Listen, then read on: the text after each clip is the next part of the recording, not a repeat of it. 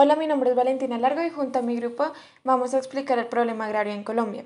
Esta es una de las principales causas del conflicto armado en Colombia, ya que nunca se llevaba a cabo una verdadera reforma agraria y pues no existe lo que se conoce como la democratización de la propiedad de la tierra. Esto se debe pues al déficit del Estado en el sector rural y la presencia de grupos armados que se apropian de las tierras. El problema de la tierra se ha ido acumulando a lo largo de varios años. Esto, primero gracias a la guerra civil a mitad del siglo XX, que se dio gracias a una frustración de la reforma que propuso el expresidente López Pumarejo, que básicamente decía solucionar los conflictos agrarios en la aclaración de los derechos de propiedad, en la apertura de vías de acceso rurales por distintos actores económicos y sociales. Primero, esta medida fracasó por el hecho que no hubo decisiones políticas para modificar los factores de poder interior de la estructura agraria o para facilitar y promover el acceso social y político en poblaciones rurales. Debido a esto y a la llegada de la época que conocemos como el periodo de violencia bipartidista, que fue una época que fue un conflicto entre el Partido Liberal y Conservador, y gracias a eso solo agudizó más el panorama que estaba sufriendo acá, y se calcula que aproximadamente 2 millones de hectáreas fueron desoladas en este periodo de violencia extrema.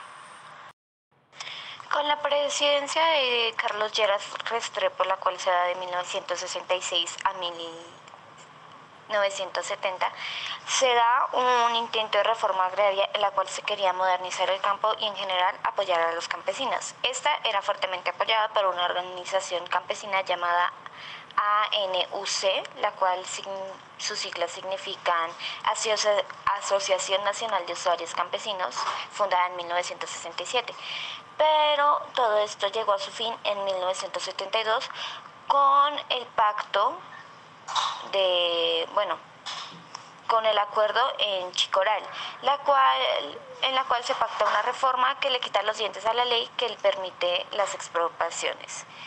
Adicional a esto, en la década de los 80 tenemos una gran expansión de las fronteras agrícolas, esto mayormente por la crisis del café y el auge de las agroindustrias de la minería, el petróleo y de la coca.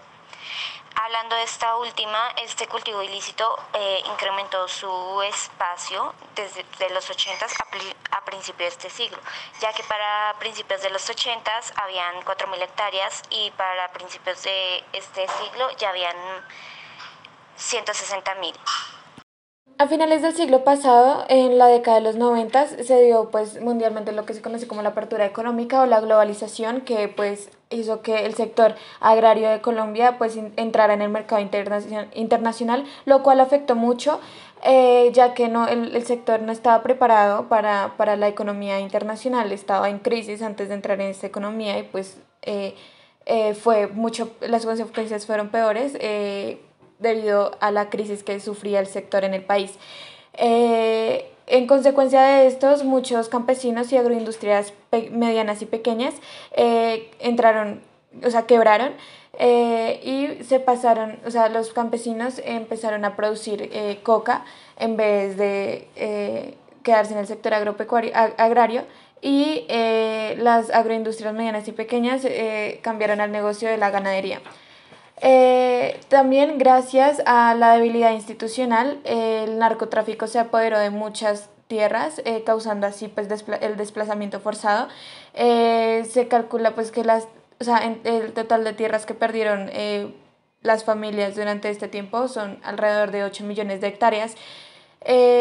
Pero en contraste a esto, la contrarreforma agraria afectó de una manera muy particular a las minorías en Colombia, las comunidades indígenas y afrodescendientes, ya que se vieron beneficiadas con titulaciones colectivas que han sido cruciales para su subsistencia como etnias.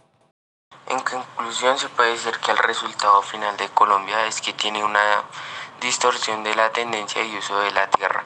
Usa 39 millones de hectáreas en ganadería cuando lo recomendable sería no más de 24. Y en contraste tiene apenas 4 millones dedicadas a la producción agropecuaria cuando podrían llegar a ser 21.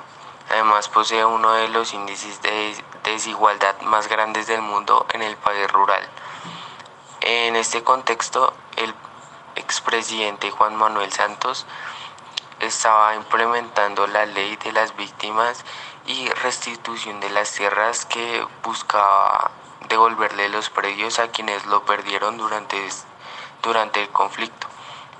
Legalizar los títulos de propiedad en un país donde la informalidad es muy alta y en todo caso entregarles tierras a miles de desplazados que nunca la tuvieron. Hoy en día el presidente colombiano Iván Duque sancionó el viernes 8 de enero del 2021 una prórroga por 10 años de la Ley de Víctimas y Restitución de Tierras vigente desde el 2011, que permite indemnizar a los civiles afectados por la confrontación militar y devolver terrenos usurpados a los campesinos. La prórroga ha sido aprobada por el Congreso colombiano el pasado 11 de diciembre y con ella la ley estará vigente hasta el 10 de junio del 2031. Bueno, como grupo llegamos a la conclusión de que Colombia está desperdiciando el territorio totalmente.